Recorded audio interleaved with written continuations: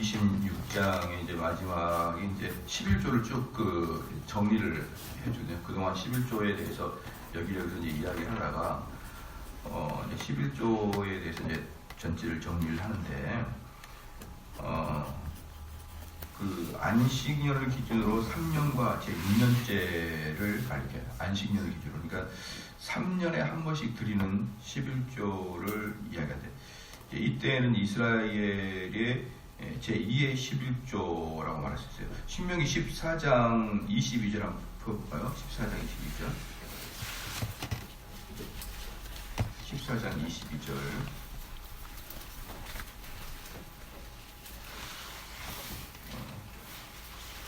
거기 보니까 너는 마땅히 매년에 토지 소산의 11조를 드릴 것이며 내 하나님 여호와 앞 곧 여호와께서 그 이름을 두시려고 택하신 곳에서 내 곡식과 포도주와 기름의 11조를 먹으며 또 내 우양에 처음 난 것을 먹고 내 하나님 여호와 경외하기를 항상 배울 것이니라 이랬거든요. 이게 이제 제 2번째 11조예요. 두 번째. 첫 번째 11조는 레위인들의 생계를 이야기하는 것이고요. 이 두 번째 11조의 이야기가 바로 여기고, 그 다음에 제 세 번째 11조는 14장 28절에 매 3년 끝에 그의 소산의 10분의 1을 다 내어 내 성읍에 저축하여 너희 중에 분깃이나 기업이 없는 레위인과 내 성중에 우거하는 객과 이렇게 나오잖아요. 이게 세 번째 11조죠. 그러니까 이제 두 번째 11조의 뭡니까? 11조의 법칙은 하나님께 제사를 드릴 때에 드리는 제물이고요. 하나님께 제사를 드릴 때 드리는 제사를 드려야 11조. 그래서 성경에 이제 정확하게 확정되었다기보다는 좀 약간의 논쟁은 있지만 그래도 대체적으로 10의 3조가 성경학자들이 말했다. 이스라엘 백성들은 10의 3조를 드렸다.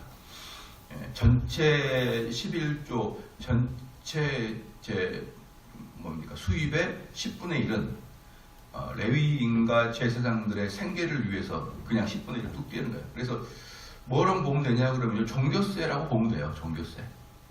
11조의 개념. 제가 요즘에 11조에 대한 좀 관해서 책을 써야겠다라는 생각을 아주 많이 하고 있어요. 왜냐 그러면요. 지금은 전반적으로 11조를 무너뜨리는 것에 대해서 이야기하는 것을 상당히, 여기서 개혁이라는 것은 우리 청교도 개혁주의를 말하는 게 아니고 좀 진보주의적 관점의 개혁을 이야기하고 있어요. 좀 교회가 개혁적이다 그러면 여지없이 목사님들이 11조에 대해서 무너뜨리고 있는 경우가 많은 거거든요. 그런데 그렇지 않아요. 그런데 이 11조의 제일 중요한 부분이 뭐냐 그러면 11조의 제일 중요한 부분이 뭐냐면 레위인과 제사장의 생계예요. 생계. 그래서 생계를 이야기하기 때문에 만약에 그 교회에서 여전히 지금 레위나 제사장의 직분이 끝났지 않냐 이렇게 이야기하거든요. 신약에서는 이미 예수님을 통해서 구약의 제사가 다 완성이 됐는데 왜 11조만 받느냐 이런 식으로 논리를 펴나가요. 그러나 여러분도 잘 아다시피 왜 청교도들은 11조에 대해서 그렇게 강조를 했냐 그러면 청교도들은 기본적으로 구약과 신약을 잘 나누지 않습니다. 제 구약의 그 정신들을 신약으로 이끌어가는 것을 전혀 어색하게 여기지 않아요. 어색하게. 그래서 실질적으로 제사법 또는 시민들의 시민법 이런 것들은 당연히 예수님의 오심으로 바뀌었죠. 그러나 11조의 개념의 첫 번째가 뭡니까? 교회에서 일하는 사람들의 생계예요. 그렇잖아요. 그렇기 때문에 이 11조를 드렸을 때는 이들은 거의 종교세의 개념으로 드렸던 거예요. 그래서 이렇게 이야기합니다. 바울도 내가 너희들에게 나의 생계를 달라는 권한이 있으나 내가 너희들에게 그 권한을 사용하지 않는 것은 한 명의 영혼이라도 얻기 위함인데 사실은 그 사역자들은 권한을 가지고 있는 거예요. 나에게 너희들이 생계를 책임져 줘. 이렇게 할 권한이 있는 거예요. 그럼 그 권한이 있다는 말 속에는 뭐가 있냐 그러면은 성도들이 10분의 1을 내야 될 당연한 의무가 있다. 이것이 두 개가 붙어 있는 거예요. 근데 만약에 권한 의무가 아니라 그냥 너희들이 자발적으로 내라 이렇게 이야기하게 된다 그러면 권한이 아니죠. 그때부터 우리 여러분 교인들의 자발적이고 자비로운 마음에 의해서 사역자들이 생계가 보장이 딱 되면 어떻게 됩니까? 만약에 어떤 목사님들은 정말 설교를 잘해가지고 사람들이 그 설교에 감화를 받아가지고 자발적으로 헌금을 많이 냈는데 그런 분들은 먹고 사는데 지장이 없고 어떤 분들이 설교가 좀 지겨워요. 그럼 어떻게 될까요? 성금이 안 나오면 이제 그때부터는 퀵 서비스도 다녀야 되고 그렇죠. 투잡을 뛰어야 되는 거예요. 대리운전도 해야 되고 택시기사도 해야 되고. 옛날에 한 3년 전인가 한번 크게 뉴스에 한번 나온 적이 있었는데 여기 경기도 어디에 있는 신학교 교수가 대리운전하다가 사고 나서 돌아가신 적이 있었어요. 근데 그분이 영국에서 박사학위를 받고 와서 여기 제가 알기로 성결대학교에서 신학 교수를 하는데 너무 작아. 사례비가 너무 작습니다. 그러면 뭘 할까요? 정확하게 투잡을 뛸 수밖에 없고. 왜? 딸도 있고 아들도 있고 아내도 있고 이러는데 먹고는 살아야 될 거 아닙니까? 먹고는. 그런데 겨우 얼마 나오지 않거든요. 근데 그 사람이 시간 강사였어요. 시간 강사. 정식 교수는 아니고. 그러니까 뭐 교회 가서 전도사로 협동 목사로 사례비도 얼마 안 나오죠. 학교 시간 강사로 몇 푼 안 나오죠. 그러니까 당연히 밤에 뭐 하는 거예요? 대리운전 뛰는 것입니다. 그러다가 돌아가셨어요. 피곤해 지쳐가지고. 그러면 그분이 대리운전을 뛰어서 아무리 자기가 연구에서 박사학위를 받아봐도 계속적인 제 연구가 없이 예전 했던 걸 가지고 미천 가지고 그대로 이제 끌 거 아닙니까? 대리운전 해가지고 피곤해 미치겠는데 새벽 2시에 들어가지고 무슨 공부예요? 연구입니까? 그냥 그대로 또 그 다음날 가가지고 강의하는 거죠, 낮에. 그럼 결국은 누구한테 가는 겁니까? 그 문제가. 성도들에게 그대로 직접 연관되어 있어요. 그래서 대한예수교 장로교 헌법에는 목회자의 이중직을 금지하고 있는 거예요. 목회자의 이중직에 대해서 어쩔 수 없지 않느냐. 목회자가 이중직을 가질 수 왜냐하면 그 목회자도 아빠고 가장인데 어쩔 수 없지 않냐. 이렇게 이야기하는 사람들 자체가 하나님 말씀을 가지고 성도들의 영혼을 양육한다는 개념이 뭔지 몰라서 그래요. 만약에 진짜로 여러분 진짜로 목회자가 이 말씀을 어떻게 연구하느냐, 그 연구하는 결과 여러분의 영혼이 하나님께 가느냐 안 가느냐, 이 중차대한 문제다. 그럼 어떻게 될까요? 절대로 목회자들을 밖으로 돌리면 안 되죠. 내가 그러니까 이거예요. 교인들이 내가 당신의 집안에 대해서는 돈 때문에 음식 때문에 고통당하지 않게 우리가 책임져 줄 테니 당신은 우리에게 영적인 음식을 풍성하게 공급해 주십시오. 이 언약이 목회자 선서 때 그리고 목회자 선서 때 그리고 또 뭐 할 때입니까? 반대로 성도들 선서 때 이들 얘기하는 거예요. 담임 목사님 초빙할 때 노회장이 목사님 선서 시켜요. 그 다음에 두 번째 교회들 전체 일어나가지고 선서할 때 뭐라고 하느냐? 우리가 유수하게 이 담임 목사님을 먹이고 이쁘겠습니다. 이 선서를 다 하게 돼 있어요. 목사 임시갈 때. 그 이유는 그냥 그러는 게 아니라 이런 근거를 가지고 이야기하는 것이고요. 그렇게 청교도들을 했단 말이에요. 그러면 당연히 뭐가 필요합니까? 여러분들은 예배를 드릴 때 의당, 그 10의 1조를 종교세를 내듯이 내는 게 당연한 거예요. 그래서 말라기서에서는 뭐 하는 겁니까? 말라기서에서는 우리들이 11조를 내지 않은 것은 하나님 걸 도적질했다는 거예요. 왜? 하나님의 일을 하는 사람들에게 월급이 가는 것은 여러분들이 그들에게 돈을 주는 게 아니고 여러분들이 하나님께 11조를 드리고 그 11조는 의당 내가 내 일을 하는 사람에게 이렇게 줄 거야. 이런 식의 개념을 분명히 가져야 되는데 지금 어떠냐면 이걸 완전히 자원하는 마음으로 바꿔놨어요. 자원하는 마음. 그래서 정 안 되면은 뭐 어쩔 수 없고 여러분 보십시오. 저는 지금까지 그렇게 강의를 하는 그런 분들의 목사님들이 강의하는 그 기독교 방송을 제가 다 기억하고 있어요.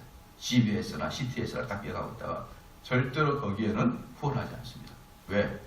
11조가 망가지면, 교회의 재정이 망가지면 첫 번째 타격받는 게 파라처치예요. 즉 교회 외적인, 교회를 돕는 여러 있잖아요. 방송국이든 신학교든 무슨 기독교 NGO 단체든 이런 데 있잖아요. 이런 데가 제 1번째로 타격을 받습니다. 왜? 교회 운영도 어려운데 어디에다가 교회를 나가요? 그래서 저는 그런 식의 강의를 하고 있는 방송국을 제가 딱 보고 있다가 너희들한테는 단돈 영원도 안 간다. 왜 청교도들이 그 11조에 대해서 강조했고, 그것이 결국적으로 왜 성도들에게 큰 유익인지를 사람들은 너무나 몰라요. 그 가장 깊숙한 곳에 뭐가 있냐 그러면 목사의 설교가 얼마나 중차대한지를 전혀 깨닫지 못하고, 야, 뭐 11조 낸다고 천국 안 낸다고 천국 못 가냐? 그것은 우리 구원과 상관없으니까 여러분이 원하시는 대로 하십시오. 저는 정말 이해가 안 가요. 여기 보면은 첫 번째가 전체 벌이 중에 구약에서는 10분의 1은 레위인과 제사장들의 생계를 위해서 따로 떼어놓고, 그 다음에 10분의 9 중에 또 10분의 1 떼요. 10분의 9, 90% 중에서 10분의 1 떼가지고 자기가 제사를 할 때, 제사할 때 또 띄어드려요. 그리고 그 10분의 8 중에 80%에서 또 10분의 1 띄어다가 뭐 하냐면 레위와 과부와 고아를 보살피게 따로 뗍니다. 그러니까 우리는 보통 이렇게 하거든요. 10분의 1을 떼가지고 제사장들과 레위가 먹고 살고 또 제사를 드리고 또 가난한 자를 돕는 걸로 한다라고 하는데, 이게 11조의 정신 세계가 맞아요. 근데 이게 10분의 1에서 이렇게 뗀 게 아니고 10분의 3에서 거의 떼었다는 거예요. 그러면 이렇게 어마어마하게 떼었잖아요. 그러면은 지금 현실에서는 최소한 10분의 1은 분명히 하나님께 드려야 이 교회가 합당하게 운영되고 그걸로 가난한 자를 돕거나 주변을 돌보는데도 사용될 수 있도록 해줘야 됩니다. 저는 지금 현재 한국 교회에서 이루어지고 있는 이 놀라운 이 반역에 대해서 저는 깜짝 놀라고 있어요. 외국은 11조를 떼지 않느냐 그런데, 여러분 독일 같은 경우는 그냥 종교세로 떼요. 종교세로 떼면 어떻게 되느냐, 그게 국가로 가가지고 각 교회 목사님들에게 공무원처럼 월급이 나가는 거예요. 공무원처럼. 우리는 우리 몸이 무슨 산신령처럼 이 땅에 아무 관계없이 이수만 먹고 살고 그런 거 아니잖아요. 다 먹고 살고 다 그러기 위해서, 그래야 제대로 된 것이 나온다라는 것을 여러분들이 잘 알아야 되는 것이죠. 우리 교회는 뭐 그런 문제는 사실 별로 없지만, 저는 한국 교회에 대해서는 이걸 꼭 좀 이야기를 해야겠다. 제가 만나보는 목사님마다 전부 다 100%예요. 11조는 자원하는 마음입니다. 그런데 11조는 여러분 잘 아시다시피 어떠한 구약의 율법은요, 구약의 법이나 신약의 법은 다 자원하는 마음이에요. 그런데 자원하는 마음이라고 해서 그 체계가 없는 게 아니라니까요. 그래서 우리 신약은 이렇게 얘기해요. 구약은 율법서에 기록되어 있는 율법, 신약은 내 심령에 새겨지는 율법이에요.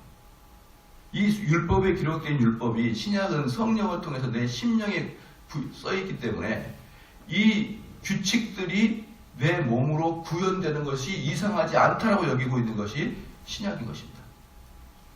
여러분 잘 이해가 되시죠? 그래서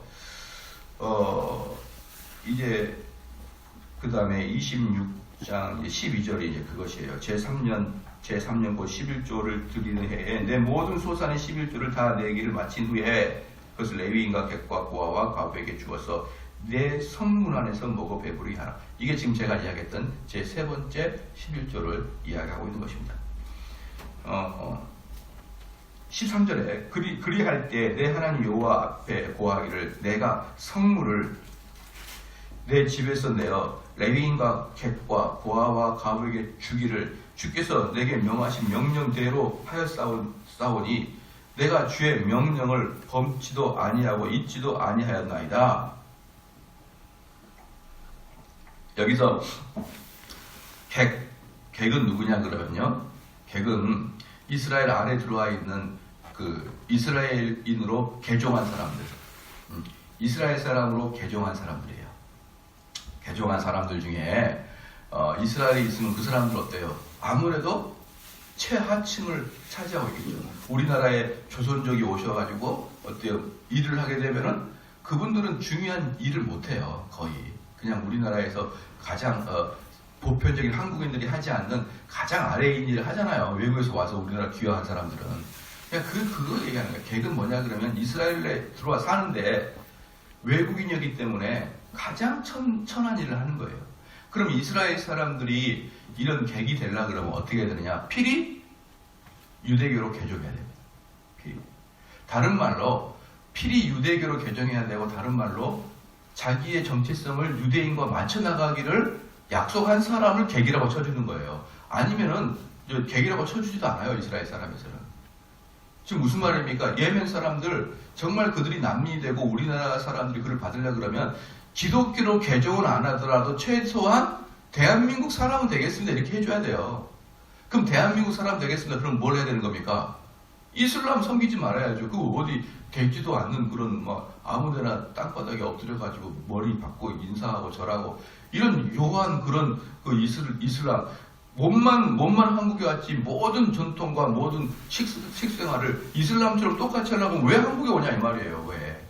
한국에 와서 정말 제대로 살라 그러면 한국인으로 귀화해야죠. 정말 귀화하고 한국인처럼 이슬람의 그 아주 생뚱맞는 그런 것들은 안 하고 뭐 신문 보니까 뭐라고 합니까? 한국에 왔더니 난민인데 한국에 왔더니 뭐라고요?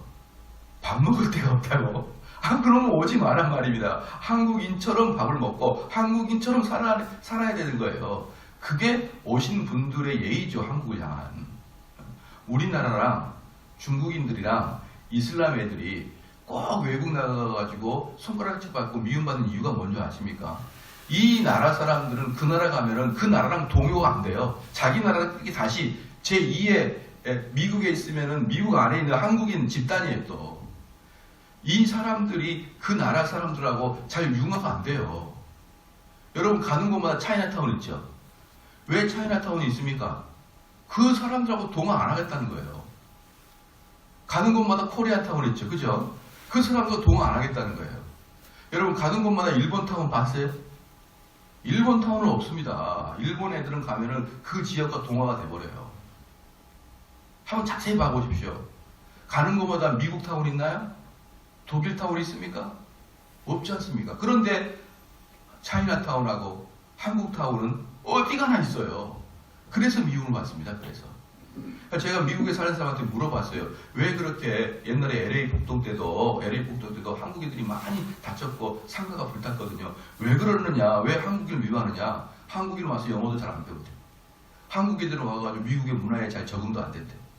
그러니까 미국 사람들이 그런다는 거예요. 너희들이 와서 미국인처럼 살아라. 영어도 좀 잘하고. 제가 알고 있는 그 목사님 한 분이 미국에서 15년째 사는데 요즘에 영어로 강의를 듣는데 너무 힘들다는 거예요. 15년을 살아도 영어로 강의를 하면 힘들다. 신학교 교수님이 영어로 하니까 힘들다. 특별히 영어 레포트 내는 게 가장 어렵다. 숙제 내는 게. 말은 어떻게 하겠고 듣기는 어떻게 하겠는데 요거 쳐서 내는 게 정말 어렵다. 왜? 내면 맨날 문법 틀렸다고 교수가 다시 돌리고 그러니까.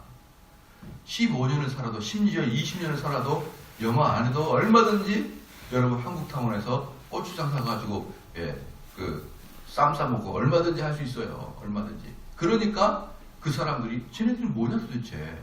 근데 이 대표적인 사람들이 누구라고요? 중국, 한국, 중동 사람들이에요. 그래서 우리나라에 와가지고 저렇게 우리나라의 문화에 동요를 안 해도 사실 우리나라 사람도 할 말은 별로 없어요. 가는 곳마다 그러니까. 그러나 정말 그 나라에 와서 내가 난민이 되고 귀화된다 그러면 자기들이 가지고 있던 문화를 이제 버려야 돼요. 그리고 로마법을 따라야죠. 한국 사람 좀 살아야죠. 뭐라고요? 한국에 왔더니 먹을 게 없다고? 아니 할랄 식품 먹으려면 당신네들 고향으로 가든가 사우디로 가든가 아니면 말레이시아로 가든가 그러지 왜 이슬람국가 거의 없는 한국에 와가지고 먹을 게 있니 없니 그렇게 얘기합니다. 저는 참 보면은 사람들이 너무나 뻔뻔하다. 여기서도 객은 누구예요? 이스라엘 사람들이 말하는 객은 이스라엘로 개종하고 개화한 사람을 객이라고 표현해 주는 거예요. 그러지 않은 사람은 아예 언급도 안 합니다. 이스라엘 사람. 적이지 적. 전투를 해야 될 적이죠. 그러니까 그런 객을 잘 보살펴야 된다. 그래서 요즘 보니까 뭐라고 합니까? 객들을 잘 보살피는데 이슬람 사람들을 친구로 잘 보살펴야 될 거 아니야. 그게 친구인지 정말 우리를 해하려고 하는지 어떻게 합니까? 우리가 어떻게 해요? 가끔 우리 이제 기회가 되면 우리 교인들을 우리 탐방 한번 가야 돼요. 어디? 밤에 안산 한번 가야 됩니다. 안산. 그때 애들이 서너 명씩 몰려다닐 때 얼마나 무섭냐. 그게 밤에 몰려다닐 때 술 한잔씩. 여러분 우리나라 사람들이요. 전 세계에서 우리나라 사람들이 정말 유순한 편에 속해요. 사람들 우리나라 사람들이 화가 많다 그러잖아요. 급하다 그러잖아요. 그러지 않아요. 우리나라 사람들은요 유순합니다. 유순해요. 그래서 밤에 지나가다가도 남자가 딱 만나도 우리나라 사람은 덜 긴장해요. 근데 외국 나가잖아요. 밤에 청각 둘이서 걸어오지 않습니까? 그럼 꼭 짐승같이 보입니다. 짐승. 호랑이 두 마리가 어슬렁 거리다니는 것 같아요. 그냥 가다가 그냥 때릴 것 같아요. 그냥 느낌이. 그래서 우리나라 사람은 사실 유순한 편이에요. 사실 상당히 유순한 편입니다. 우리나라 사람은 좋은 편에 속해요. 물론 눈은 좀 작지만. 어쨌든요. 여기서 보면 고아와 과부와 그 다음에 객은 이야기했고 고아와 과부는 뭐냐? 사회에서 돌보지 않은 사람이에요. 사회에서 돌보지 않은 사람. 고아는 돌보지 않죠. 과부는 또 누굽니까? 편들어주지 않아요. 사회에서. 배경이 없는 것입니다. 그래서 하나님께서는 이들을 자기가 직접 다스리겠다. 이렇게 표현한 거예요. 객과 고아와 과부는 누군가 돌봐줄 사람이 없고 누군가 편을 줄 수 없고 재판받을 때 과부의 편을 들어줄 사람이 없으니까 내가 이들을 직접 돌보겠다. 그 다음에 여기서 레위인도 들어가 있는 거예요. 레위인도 뭡니까? 11조로 연명해야 될 사람이니까. 이런 사람들을 위해서 11조를 내라는 거예요. 내라. 그러면 14절에 내가 애곡하는 날에 이 성물을 먹지 아니하였고, 이 애곡하는 날이 무슨 날이냐 그러면 그 뭡니까? 그 제삿날에 장례식인데 이스라엘 사람들은 장례가 7일이었습니다. 7일. 일주일 동안 장례를 치르는데 장례가 여러분 알다시피 몇 월 며칠 6개월 전부터 예약해서 장례 치는 게 아니라 갑자기 돌아가시잖아요. 갑자기 돌아가시기 때문에 장례를 칠 때는 미처 음식을 준비하지 못해 놓습니다. 딱 만들지 못하는데 근데 문제는 뭐냐면 예고하는데 일주일 걸리는데 손님이 얼마나 많이 와요. 손님이 오는데 그때 음식물이 부족하니까 자기가 11조로 쌓아놓았던 그 11조를 사용하지 말라는 거예요. 말라. 너희가 만약에 초상날에 음식이 없다고 그 11조를 따로 떼어낸 것을 사용하지 않는 것이 하나님의 법칙이라는 것이에요. 또 보십시다. 내가 애곡하는 날에 이 성물을 먹지 아니하고 부정한 몸으로 이를 떼어두지도 아니하였고, 지금 무엇입니까? 시체를 만들거나 다른 좋지 않은 부정한 일을 했을 때 그 부정한 손으로는 11조를 떼지 아니하였고, 죽은 자를 위하여 이를 쓰지 아니하였고, 내 하나님 여호와의 말씀을 청종하여 주께서 내게 명하신 대로 다 행하였사오니. 그러니까 11조를 철저하게 떼어두고 법도에 따라서 11조를 떼어두고 이렇게 하라는 거예요. 그 다음에 15절에 원컨대 주의 거룩한 처소 하늘에서 하감하시고 주의 백성 이스라엘에게 복을 주시며 우리 열조에게 맹세하여 우리에게 주신 바 젖과 꿀이 흐르는 땅에 복을 내리소서 할지니라. 그런데 이제 이게 어떻습니까? 이렇게 철저히 하라고 하니까 신약에 와서는 사람들이 그럼 이렇게 철저히 하나님께서 하라고 하는 이유는 뭐예요? 내가 만약에 열심히 일을 하다가 장사를 하다가 또는 농사를 짓다가 요 10의 1조는 하나님 거 이렇게 뗀다고 보십시다. 장사를 하면서 떼어내요. 그럼 어때요? 그 장사는 내내 단 한 번도 그 돈에 매몰되지 않을 거예요. 나는 하나님을 항상 생각하고 있단 말이에요. 하나님을 항상 생각하고 있고 하나님께 항상 지배받는 게 뭡니까? 가장 근접하게 볼 때마다 떼는 거예요. 볼 때마다. 그럴 때 이 11조의 정신은 뭐냐 그러면 1년 12달 너는 장사를 하거나 농사를 짓거나 사업을 할 때 하나님이 네 주인인 것을 기억을 안 할래야 안 할 수가 없죠. 안 할래 안 할 수가 없죠. 그런데 이게 나중에 어떻게 됩니까? 이제 완전히 법칙처럼 됩니다. 법칙처럼. 그래서 그냥 11조를 따뒀대. 그냥 그 습관처럼. 예수님께서는 그걸 지적하신 거예요. 그걸. 너희가 그 회향과 향채, 즉 조미료까지, 이스라엘 바리새인이 나중에 조미료까지 뗍니다. 조미료까지. 우리로 말하면은 채소 상사인데 막 떼다가 나중에는 이 풋고추 하나도 12조를 떼는 거예요. 풋고추 하나 빠면 10원이면 1원을 떼야지. 이렇게 회향과 향채까지 다 떼는데 정의와 사랑에 대해서 네가 정신이 잃었구나 이거거든요. 그럴 때 우리 예수님 뭐라고 했습니까? 이것도 하고 저것도 하라 그랬어요. 이것도 하고 저것도 하라. 즉 그런 정신 가지고는 11조 하는 게 아니다 이런 뜻이지. 11조 자체를 금지하고 11조 하는 것 자체를 뭐 훈장처럼 삼으니까 하지 마라 이런 뜻이 아님에도 불구하고 사람들을 이렇게 얘기합니다. 그래서 우리는 11조를 할 때 이 11조가 어떤 정신인지 알고 11조를 참석하라. 이게 주님의 법도인 것입니다. 그래서 우리는 이제 쭉 했습니다. 그래서 이렇게 15절에 하니까 우리 중간에 우리 열조에게 맹세하여 우리에게 주신 바 적과 꿀이 흐르는 땅에서 우리에게 복을 내리소서 할지니라. 그러한 마음을 가지고 있는 자들에게 하나님은 복을 내리겠다. 이렇게는 나중에 어떻게 습관적으로 규칙적으로 할 때는 그냥 또 다른 문제다. 그래서 저는 가끔 물어요. 목사님 저 11조를 자동이체하면 어때요? 저는 좋아하지 않아요. 아니 자동이체는 좀 그렇죠. 그럼 습관이 될 수가 있죠. 자기가 직접 헌금을 드려야 이 쓰릿쓰릿한 마음이 담겨져 있는 거예요. 사실 자동이체는 저는 절대 동의가 잘 안 됩니다. 특별히 11조의 문제에서. 가끔 문의가 들어와요. 복잡한데. 그래서 저는 헌금은 복잡하게 해야 된다. 복잡하게 하고 직접 눈으로 봐야 되고 만져야 되고 그래서 예배 시간에 드려야 되지. 자동이체는 너무 이상하잖아요. 물론 이제 여러분들이 멀리 있을 때 어쩔 수 없을 때는 그게 가능하지만 그냥 평상시에 교회 오시는 분들이 그 자동이체 한다. 저는 그건 좀 동의가 좀 덜 된다. 물론 이제 자동이체 할 때도 여전히 그 마음에 갖고 있지만은 저는 11조 정신에 정확하게 명확하게 부합하냐 이런 문제로 봤을 때는 약간 저는 동의가 안 된다. 16절 말씀에 오늘날 내 하나님 여호와께서 이 규례와 법도를 행하고 내게 명하시나니 그런지 너는 마음을 다하고 성품을 다하여 지켜야 하라. 이게 바로 11조 정신이에요. 마음을 다하고 성품을 다해. 지금 무슨 말이에요? 그렇게 너가 생활할 때마다 이걸 하나님 거야. 하나님께라고 하는 사람들은 이 마음 자체가 하나님께 가 있는 거예요. 하나님께. 그렇죠. 하나님께 갑니다. 17절에 내가 오늘날 여호와를 내 하나님으로 인정하고 또 그 도를 행하고 그 규례와 명령과 법도를 지키며 그 소리를 들으라 하거나였고 뭡니까? 그게 바로 하나님을 내 하나님, 내 주인으로 모시고 있는 것의 증거라는 것이죠. 모시고 있는 것이 거다. 18절 말씀에 여호와께서도 네게 말씀하신 대로 오늘날 너를 자기의 보배로운 백성으로 인정하시고 또 그 모든 명령을 지키게 하리라 하거나였은즉 여호와께서 너의 칭찬과 명예와 영광으로 그 지으신 모든 민족 위에 뛰어나게 하시고 그 말씀하신 대로 너로 내 하나님 여호와의 성민 되게 하시리라 이렇게 나와 있어요. 그래서 장로교 헌법에 모르겠어요. 제가 장로교 헌법을 다 본 건 아니지만 주요 교단 몇 가지 장로교 헌법책이 저한테 있거든요. 그래서 거기를 보면은 성도들에게는 11조가 당연히 의무로 기록되어 있습니다. 당연한 의무로.